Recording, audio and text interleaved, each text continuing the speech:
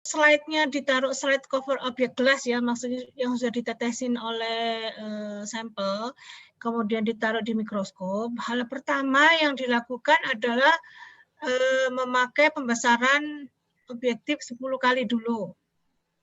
Kan yang diperiksa biasanya yang besar-besar itu silinder dan kristal. Nah ini kalau yang pembesaran 10 kali itu kan namanya low power field. Pencahayaannya lemah ya. Atau nah di beberapa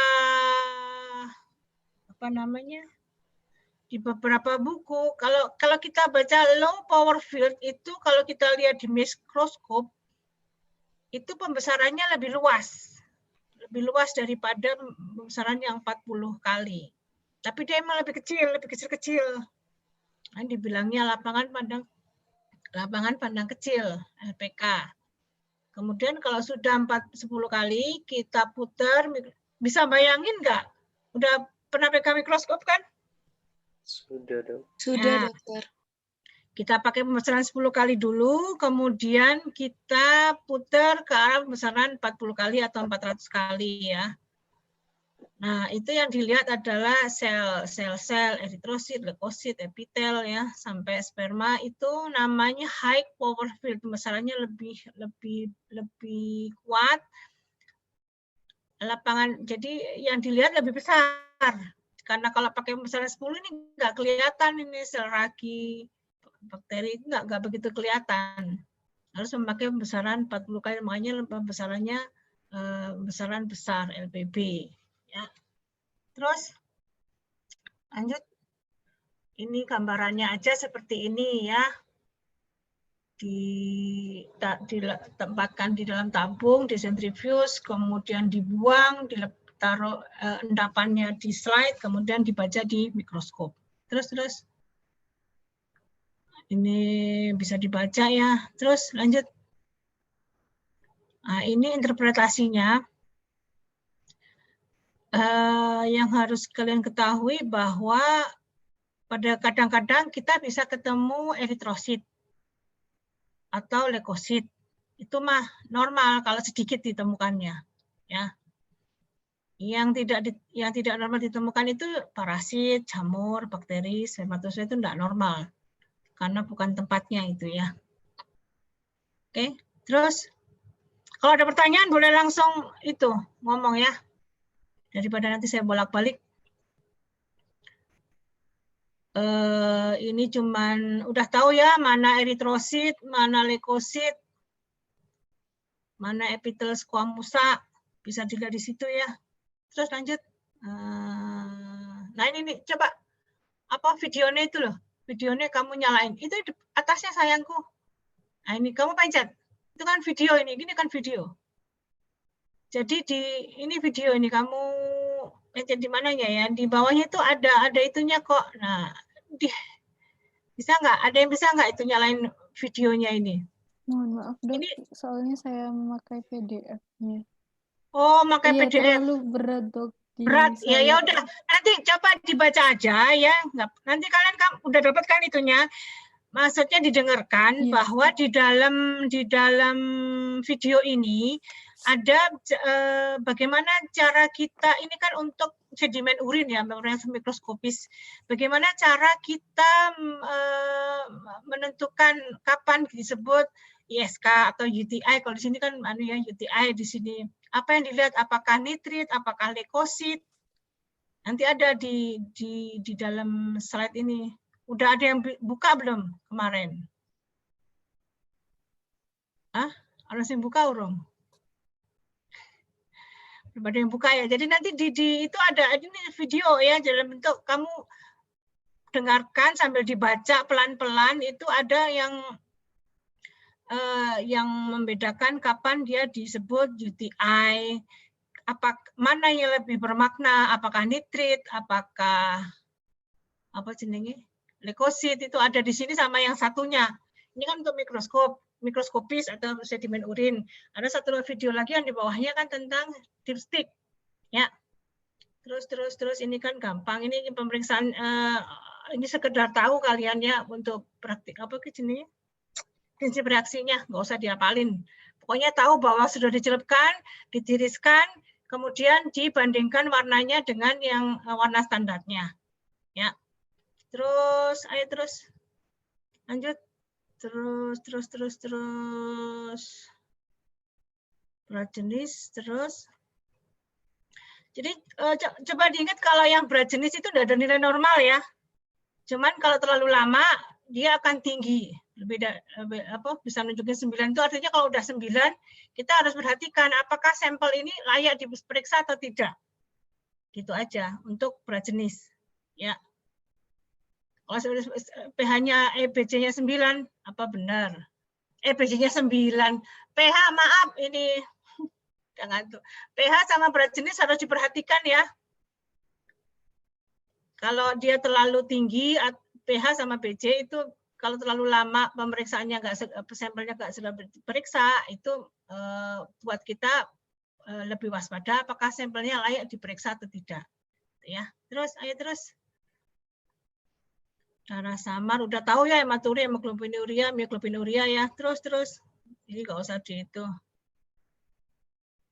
Nitrit walaupun ada positif 2 tidak menyatakan bahwa yang lebih ungu itu atau lebih ke arah kanan itu lebih positif, tidak ya, yang positif negatif doang. Terus leukosit esterase yang diperiksa adalah enzim esterasenya ya, bukan leukositnya. Terus aja sih ini nilai normalnya. Ada yang bilang 30, ada yang bilang 60 tergantung waktu pemeriksaannya. Tergantung dari merek pabrikannya. Tapi yang paling lama adalah leukosit esterase. Terus ini juga itu video ya, bentuk video ya. Itu nanti dibaca itu. Di pelan-pelan dibaca. Video mikroskopi sama dipstick ya, ada 2. Terus ini analisa sperma ini yang saya banyak ganti, mohon maaf. Karena saya baru dapat juga videonya waktu saya cari videonya. Terus ke bawah.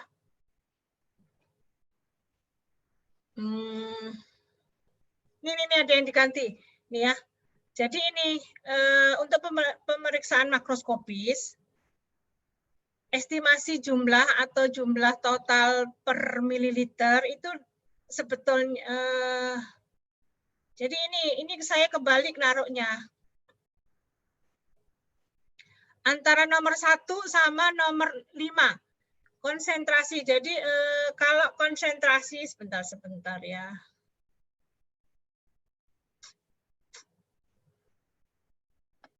Kalau konsentrasi,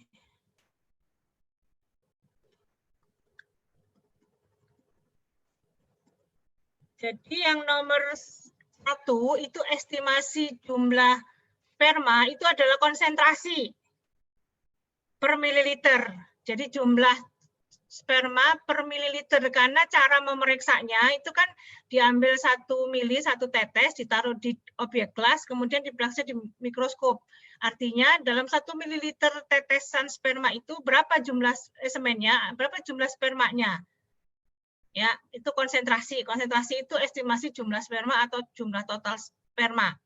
Yang di bawah, maksudnya estimasi jumlah sperma, yang di bawah total jumlah sperma per ejakulasi. Jadi total jumlah itu juta sperma per ejakulasi. Nanti di bawah itu ya, lihat ke bawahnya. Terus itu lanjut ke bawah.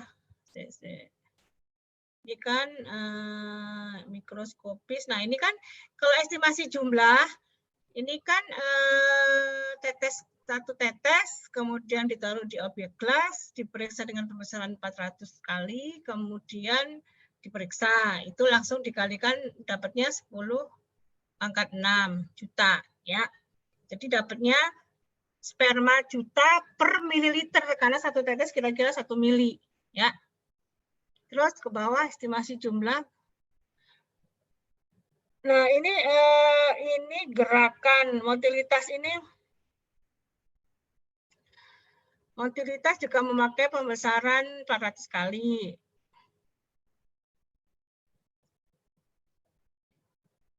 Ya, kemudian ini gerakannya yang dilihat terus ke bawah. Terus ke bawah. Motilitasnya itu yang diperiksa, mana motilitas tadi? Motilitas jumlah bergerak maju, jadi yang diperiksa untuk motilitas adalah jumlah bergerak majunya, sama tadi yang dikotakan tadi, tabel tadi ada yang gerak maju sama apa tadi di atas yang WHO. Tadi pas motilitas mana di atasnya? Nah ini nih.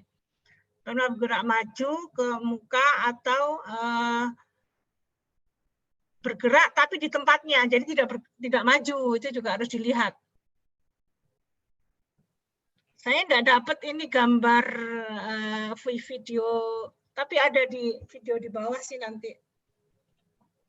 Permisi dok, izin ya? bertanya. Ya.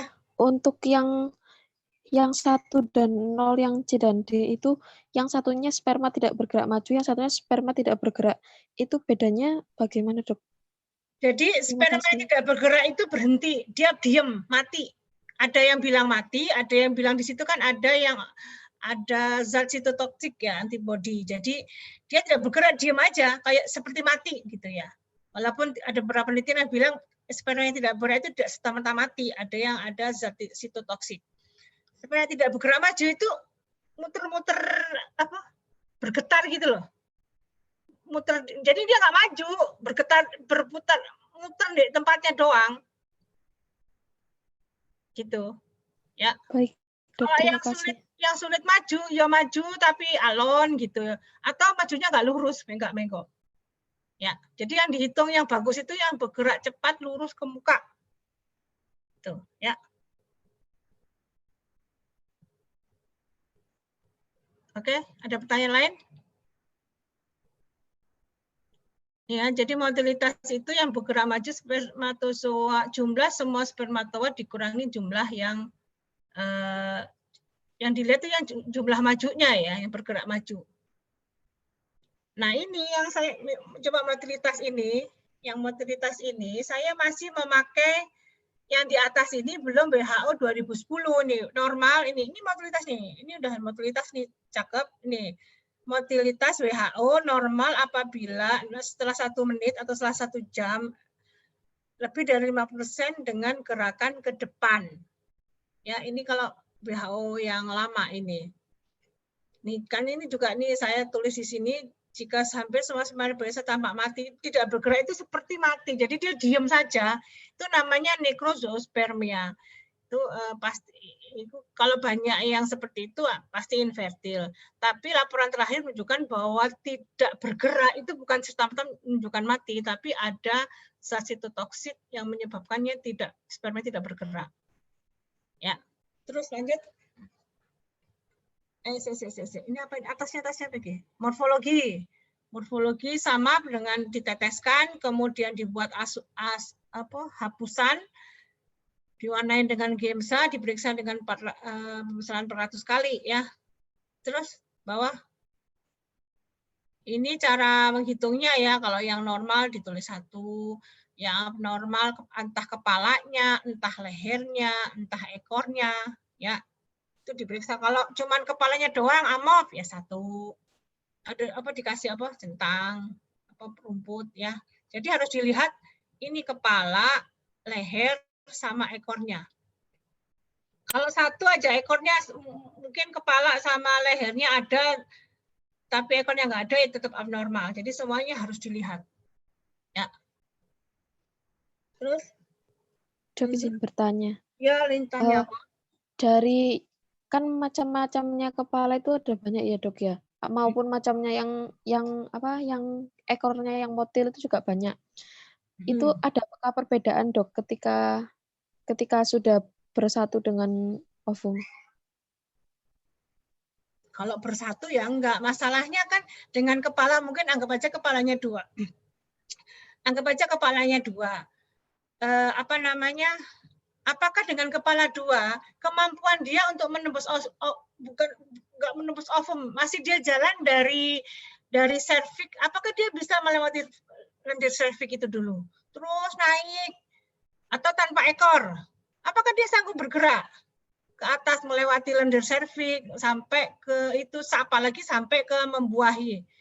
Diperlukan perjuangan yang sangat keras nih spesies sperma ini supaya dia sampai ke ovum. Hanya sperma yang kuat, yang sehat saja yang bisa membuahi ovum.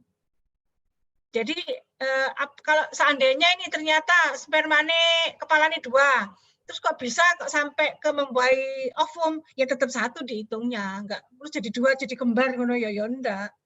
Selama si ovumnya cuma 1 ya. Atau jadi pembelahan pada itunya tetap 1 ya 1. Baik, Dok. Terima kasih. Paham nggak yang lain? Ada pertanyaan lain?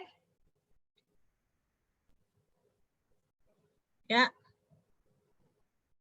Jadi di sini nih, menurut WHO jismen dikatakan normal apabila morfologi spermanya morfologi sperma yang normal maksudnya lebih dari 50%. Sedangkan memakai di bawah, saya lupa ini belum saya ganti, di bawah itu mohon maaf ya, di bawah itu saya ada tulis WHO 2010, menurut WHO itu morfologi yang normal itu cukup lebih dari 4%. Ya, jadi ini beda banget. Nanti di bawahnya ada. Yuk, terus lanjut.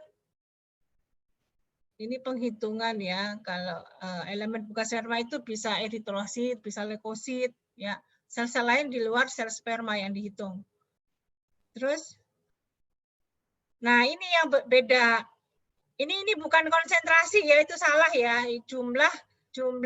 Hitung jumlah sperma bukan konsentrasi. Jadi konsentrasi itu yang estimasi tadi yang nomor 1 ya.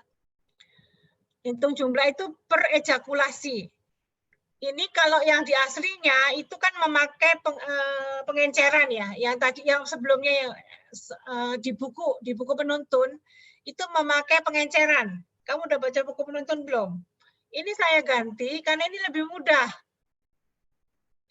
Berdasarkan video yang saya kasihkan itu ini berdasarkan CDC. Ya. Ini lebih mudah untuk dilakukan. Nah, untuk laporan kalian boleh memakai ini, boleh memakai yang buku panduan, boleh. Karena itu beda center, beda pelakuannya. Ya. Cuma laporannya mah tetap laporan sesuai WHO tahun 2010 saja. Ini lebih simpel kalau yang CDC ini. Jadi tinggal semen 20 mikroul dimasukkan ke dalam cairan pelarut 380, kemudian diteteskan ke improve power ini, kemudian dibaca. Kalau pakai yang buku Strasinger atau buku penuntun itu pakai pengenceran, ya. Ini dilihat. Kalau yang di buku penuntun, udah baca buku penuntun belum? Yang di buku penuntun itu yang dibaca itu yang abu-abu yang tengah ini, yang horizontal ya, horizontal yang tengah ini loh, abu-abu yang 1, 2, 3 ini yang tengah. Kalau yang buku penuntun. Kalau memakai lap ini yang dipakai adalah yang atas, justru yang 4 yang gede-gede. Jadi beda ya. Beda caranya, tapi membaca untuk interpretasinya mah tetap sama. Ya, paham? Nanti kalian buku penuntun ini 3 yang dibaca yang ini nih, yang 3, 4, 5. 3, 4, 5 ya. Yang 3 ini yang sebaris ini. Yang vertikal, yang vertikal. Yang lurus itu, ya. Itu yang dibaca. Kalau yang ini 4 ini yang dibaca, kemudian dari 4 itu didapatkannya berapa? Dikali 50.000. Ya, itu namanya jumlah per ejakulasi. Nah, sekarang jumlah ejakulasi dikali, kalau sudah dapat, dikali volume ejakulasi. Jadi kalau misalnya dapatnya spermanya misalnya 5 juta per mililiter, dikali volumenya, mungkin dapatnya volume sampel itu 3 kali 3 gitu. Ya. Ada pertanyaan? Jadi kalau pakai yang buku penuntun itu memakai di buku Strasinger juga sama, memakai pengenceran penghitungannya. Ya. Paham nggak?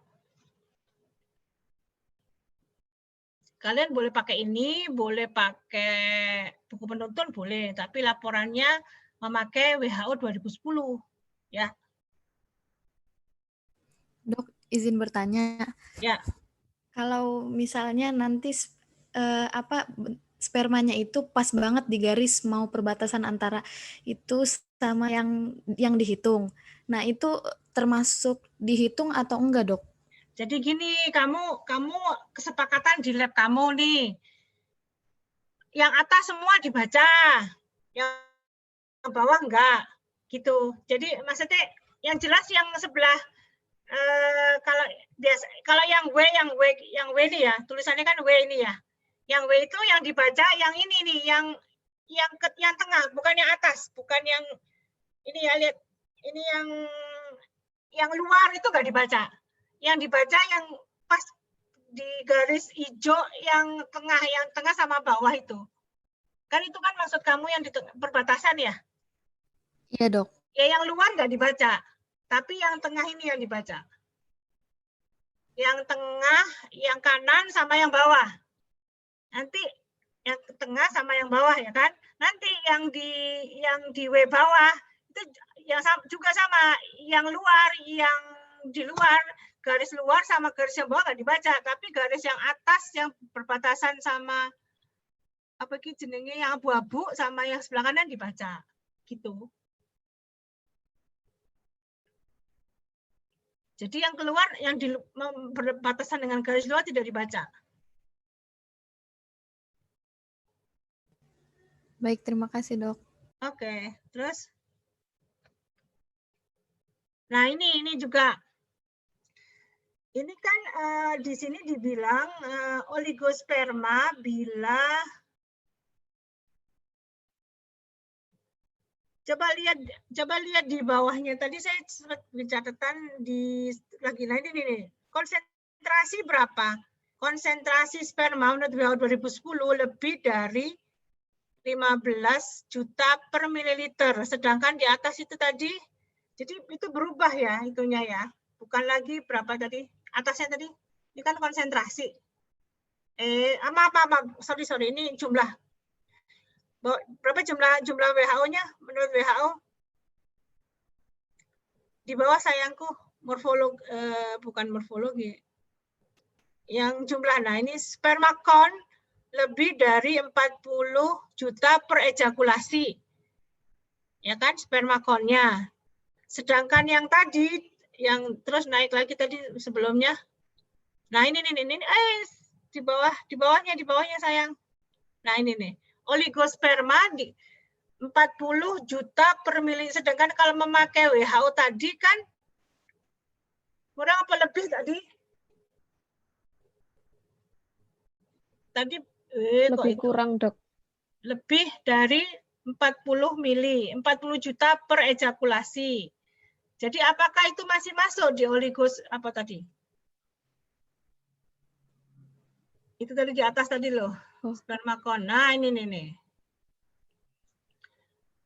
Apakah 40 juta itu masuk oligosperma? Sedangkan itu kan tadi berarti kurang dari itu baru termasuk oligosperma ya. Nah, yang ini yang ketika jumlah sperma dalam mililiter 20 juta ini udah berubah ya. Ini masih memakai yang lama. Harusnya kan tadi 40 juta ya per mililiter. Iya, ya nggak? Paham nggak? Jadi ini nggak usah yang itu dihapus aja yang pernyataan yang itu, yang atas itu tadi loh. Karena kita memakai yang ejakulasi 15 mili lebih dari 15 juta per mili. Jadi bukan 20 lagi, 15. Tadi di atasnya 15 ya, bukan lagi per mili. Bukan lagi 40. 20 tadi ya. Paham nggak maksud saya? Ini kan 15 Iya, juta dokter. per mili. Berarti Ini diganti yang 15, atasnya. yang ini enggak pakai. Nah, ini. Ya, ini 15. Iya, Artinya dokter. 15 ya. Oke.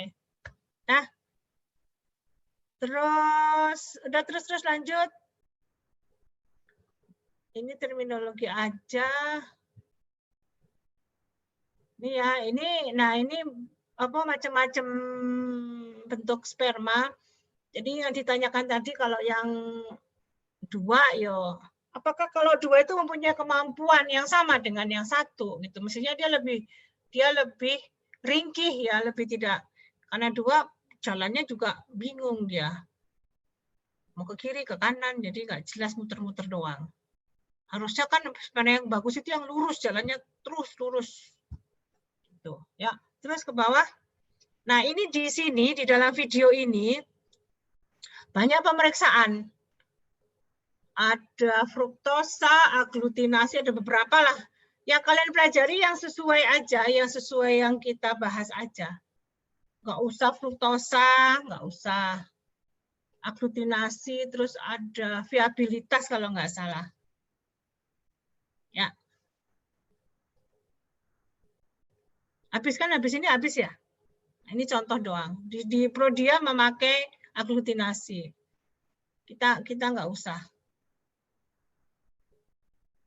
Ya, ini contoh beberapa center mungkin hasilnya beda. Ya.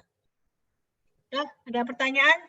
Mohon maaf izin bertanya lagi, Dok. Ya, Yang untuk cara kerja itu ada abstinensia. Itu maksudnya bagaimana ya, Dok? Bapak saya ngerti abstinensia apa?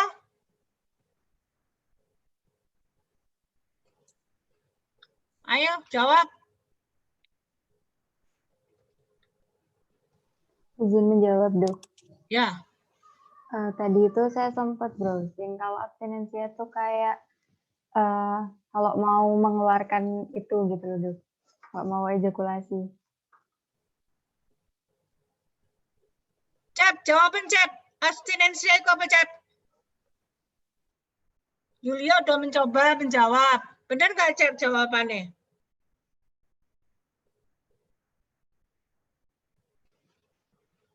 Ayo kemana semua ini? Abstinensia apa artinya? Izin menjawab, Dok. Abstinensia itu artinya menahan nafsu. Jadi maksudnya jangan dikeluarin dulu selama minimal 2 jam sampai maksimal seminggu gitu. Jadi jangan melakukan aktivitas seks, masturbasi atau yang lain-lain. Pokoknya jangan sampai spermanya ini keluar begitu, Dok. Berapa lama? Menurut pedoman ini minimal 2 hari, Dok. Itu ya. Paham? Ngerti? Jadi jangan berhubungan dulu atau dikeluarkan dulu spermanya sampai waktu pemeriksaan. Diharapkan dengan adanya abstinensia spermanya sesuai sefisiologis mungkin. Jadi bagaimana keadaan sperma itu yang kondisi sperma yang sebenarnya daripada pasien itu gitu maksudnya. Ya, ada pertanyaan lain?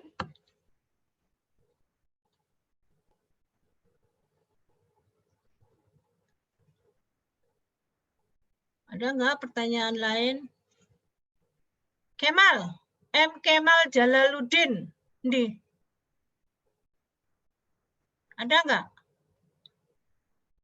Mana? Tidak ada, Dok. Belum ada. Belum ada apa?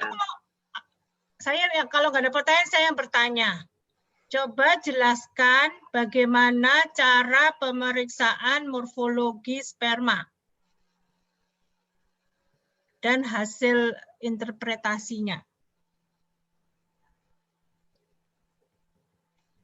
Ya, Boh. Penangkapanmu. Belum baca belas tah?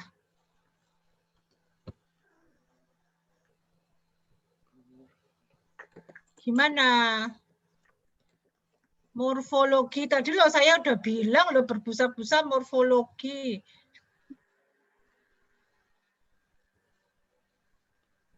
Ayo Kemal. Yang tadi Dok yang Siapa no? namanya dilarutkan dulu. Terus habis itu di apa namanya? Diteliti di bawah mikroskop. Sing dilarutkan itu, apanya? Semennya. Pakai apa? Gilvani Aulia. Benar nggak jawabannya Kemal?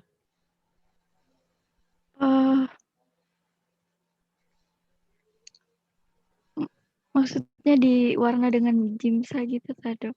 Maksudnya? Nah iya, ya apa caranya? Gimana caranya?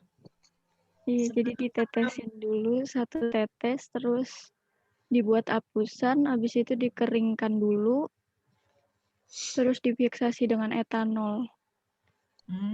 Baru diwarna dengan jimsa, habis itu dibilas, dikeringkan lagi, baru diperiksa di bawah mikroskop. Apa interpretasinya? Bagaimana interpretasi morfologi?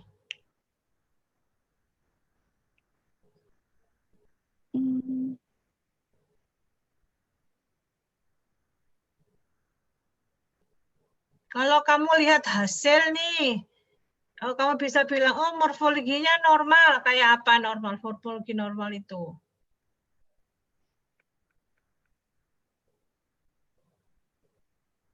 Milenia Zulfa Salsabila. Seperti apa morfologi yang normal? Diare. Iya, dokter. Tuh. Kayak apa? Jadi terdapat bentuk kepala dan badan dan ekor yang utuh. Lalu itu terus ada bentar. Terus ya apa?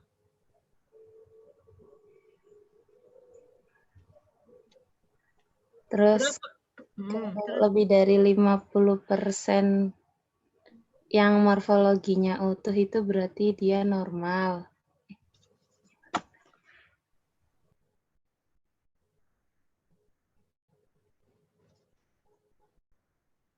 Udah. M. Dafa Atalahfat. Coba jelaskan tentang pemeriksaan sedimen urin. Gimana cara memeriksanya?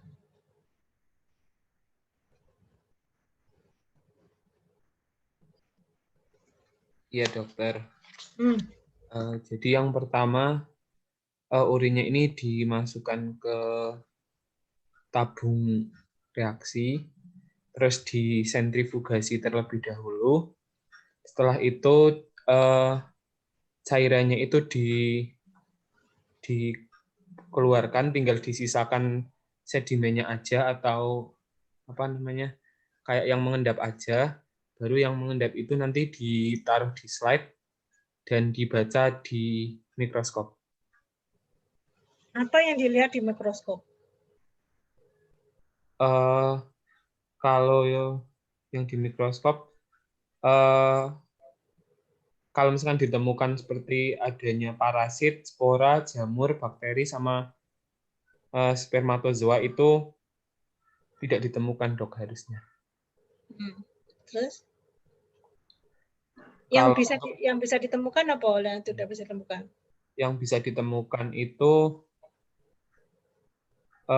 mungkin eritrosit tapi hanya sekitar 1-3, atau leukosit 0-4, sama silinder atau kristalnya 0-1.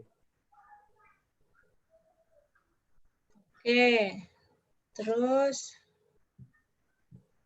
sekarang Romli Fadil Muhammad. Jelaskan tentang bagaimana dari sedimen urin kita tahu kemungkinan pasien itu ISK. Dari sedimen urin.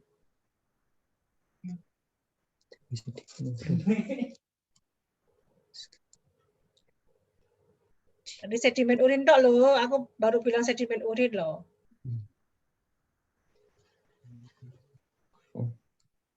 Kemungkinannya, oh kayaknya pasien ini ISK. Gimana kamu bisa bilang bahwa pasien ini ISK? Sebelum kita tahu klinisnya ya. Kamu dikasih sampel nih, ini perikson. Lihat, oh ini kayaknya ISK. Kelihatan apanya dari sedimen urin?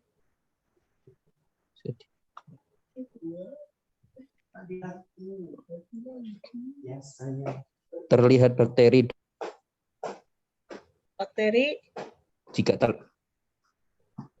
jika terlihat bakteri pada sedimen urinnya. Terus nanti kalau dibilang sudah dikonfirmasi ke pasiennya, loh, saya nggak apa-apa kok, saya cuman medical check up. Saya cuman karena kantor nih nyuruh periksa urin.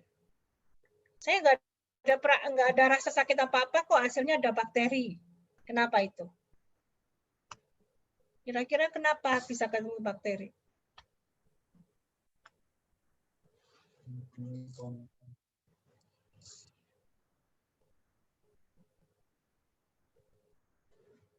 Yang lain bisa bantu?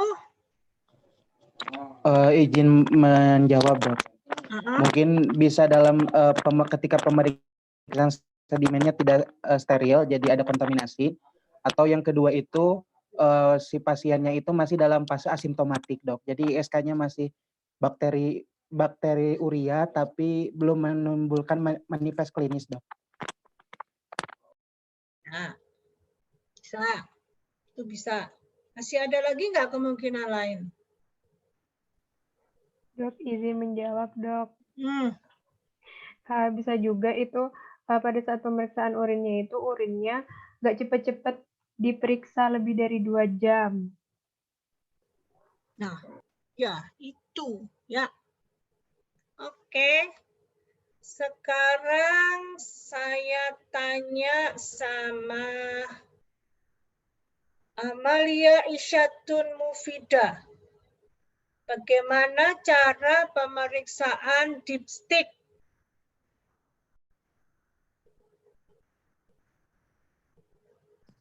Ya, Dok.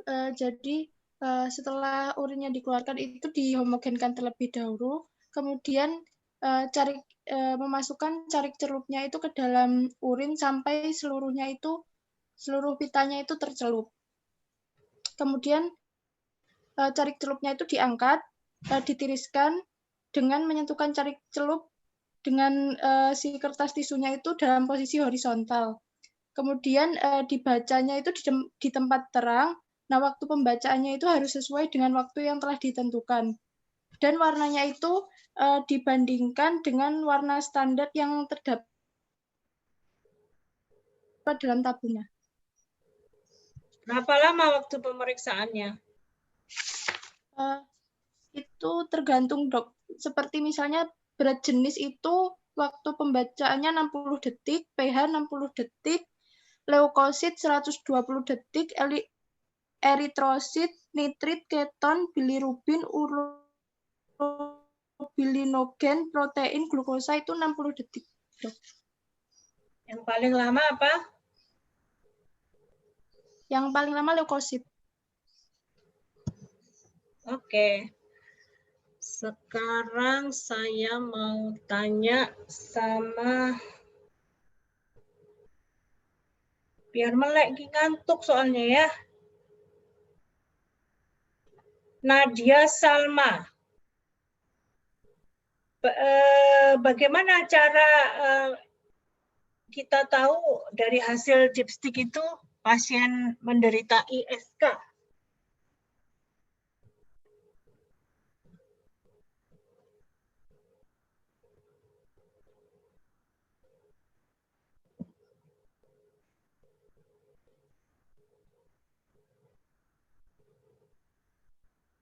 Dari hasil apa? Dari dipsticknya itu kita tahu, oh ini kayaknya ISK nih.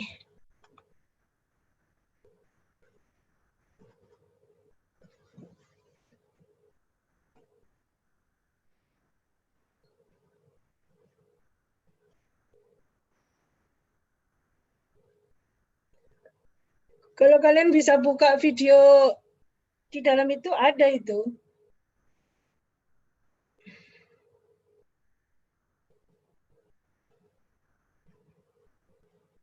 Gimana Nadia? Halo, Dok. Maaf tadi saya sudah berbicara tapi mungkin pengaruh headset saya nggak kedengaran. Oh, Kak Kerungu. Perasaan saya nggak dengar. Bisa diulang nggak? Oh iya dokter. Jadi ya maaf ya dok, saya seperti ini. Jadi mungkin dari nitritnya bisa positif karena nitrit terbentuk tuh mengikuti bakteri, dan juga dari leukosit esterasenya dok. Ya, oke. Ya. Kalau ketemu, bukan Nadia, dulu Nadia, kamu diam aja. Maaf tadi saya nggak dengar. Jadi kalau ketemu hasil pemeriksaan semua ya, ini siapa yang bisa jawab? Kalau hasil ketemu pemeriksaan urin ditemukan bahwa leukosit esterasenya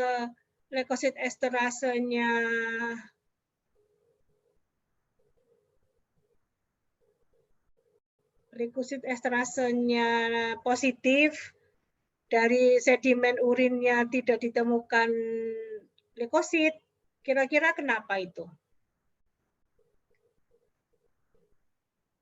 Nitritnya positif, kan leukosit esterase itu yang diperiksa apa?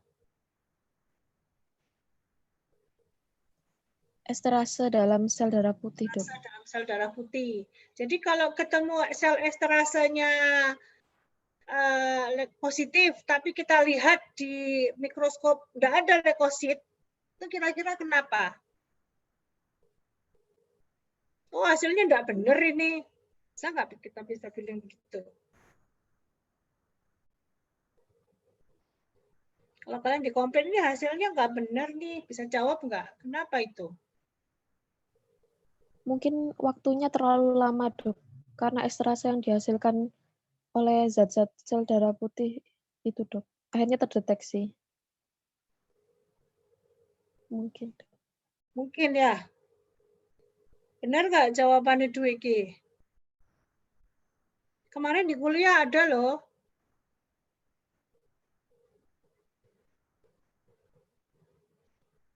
Ada yang bisa jawab nggak?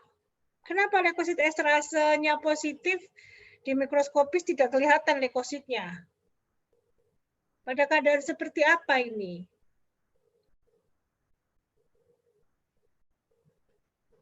Kemarin loh, padahal di kuliah ada.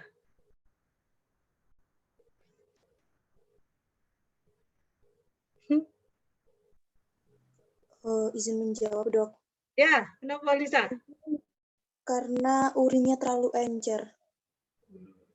Ya, kalau urinnya encer, kenapa urinnya encer? Urinnya encer kenapa? Apa sih kemarin? Tadi jawabannya bisa false negatif, dokter. Apa? Kalau urin encer itu kan dilusi, bisa false negatif, dok. False negatifnya di leukositnya karena pecah leukositnya, ya. Jadi sedangkan dia masih kedeteksi si enzimnya masih kedeteksi di kedeteksi di leukosit di stripnya strip urinnya, ya. Walaupun bisa juga tadi jawaban Dwi yang kalau Dwi mau jawabnya terlalu lama ya, Dwi ya, lebih dari 2 jam. Iya, dok, mungkin terlalu lama. Leukositnya sudah pecah, tapi leukositnya sudah pecah, si esterasenya masih kebaca. Tapi yang paling mendekati adalah dilusi, karena pasiennya banyak minum nih, mau periksa urin, dia anyang-anyangan kayak minum terus, jadinya urinnya encer, ya. Oke. Ada pertanyaan nggak? Capek tanya terus saya. Ayo. Jumat ya, kita responsi ya. Kalau nggak ada pertanyaan, udah loh. Tutup loh. Udah bisa semua kah? Jadi tolong diingat, barangkali di tulisan di atasnya itu ada beberapa hasil interpretasi sperma yang nggak pas. Itu yang dilihat yang WHO ya. Saya lupa, belum perbaiki, maaf. Yang 2010 yang dilihat ya. Nilai normalnya, nilai normal analisa sperma itu yang dipakai yang WHO 2010. Oke? Di situ ada 3 video di dalam slide itu ya. Ada video analisis mikroskopis, dipstick, sama analisa sperma. Sebetulnya di kalian lebih cenderung ke arah bagaimana interpretasi dari hasil. Ya. Oke, nggak ada pertanyaan? Udah ya? Sip ya? Siap ujian nanti hari Jumat ya? Oke, mudah-mudahan yang kita pelajari ini ada manfaatnya buat kita semua. Semoga tidak lupa lagi, ya. Semoga kalian ada tambah ilmu dari pertemuan kita. Ya. Kita tutup dengan bacaan doa kafaratul majelis. Alhamdulillahirrabbilalamin. Assalamualaikum warahmatullahi wabarakatuh. Maaf lupa laporan praktikum sesuai yang mana gitu? Hah? Sesuai yang di ini kan di buku panduan. Buku panduan boleh di buku panduan ya. Nanti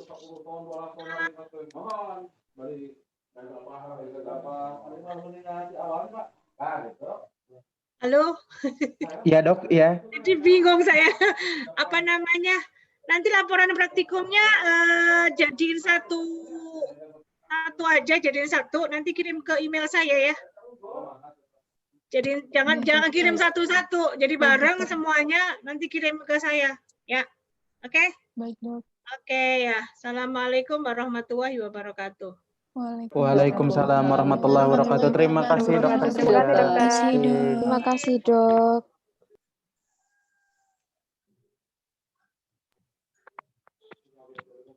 Tan, mungkin bisa di share screen aja yang di panduan biar bisa teman-teman tahu.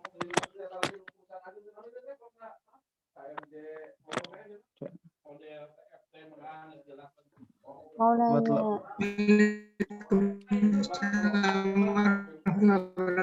Terima kasih dokter. Barusan muncul. Tep mau nanya. Ini yang udah keluar ya. Tep, Yulia mau nanya. Stop. Tep, astaga. Iya. Nya aja wes apa? Apa ini lapaknya dokter Lia tuh ada nggak? Atau nggak ada?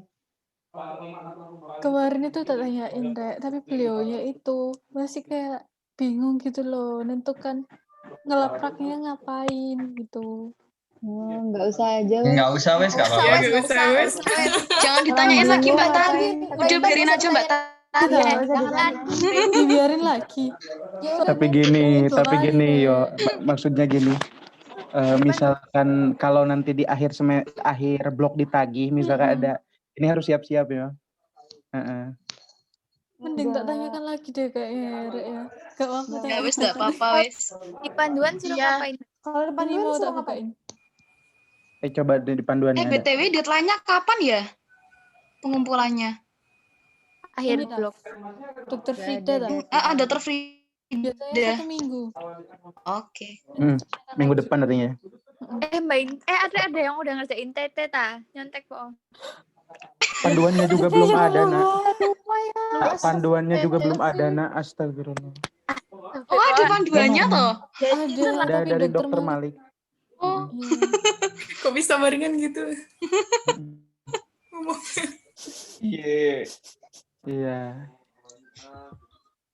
Ada di Dokter Malik. Tunggu dulu. Bentar. Ucap mang gile ya? Iya. Lama banget lagi. Di sini. Bintang Pantura. Siapa Bintang Pantura? Ini Dava itu. Besok untung agak santai ya. Besok Mehmet Fankes ambil kuliah Dokter Pridato jam 2 ya. Loh, dokter Prida, PRI ya? SPKK ya. Ngapain? Dokter Ermin nggak ada dokter Ermin. Dokter Ermin kapan, Cep? besok juga siang. Tidak. Iya, kan berarti ada. Tidak kuat dengan fisiologi. Pasti ada, Dok. Maksudnya besok ada, Dokter Ermin? Ada, jam 1 ya. Tak pikir kate ngomong masih ada fisiologi. Iya, aku juga mikir gitu. Udah habis. Kalau ada yang ngomong masih ada Dokter Ermin, Mas. Aku mikir sih.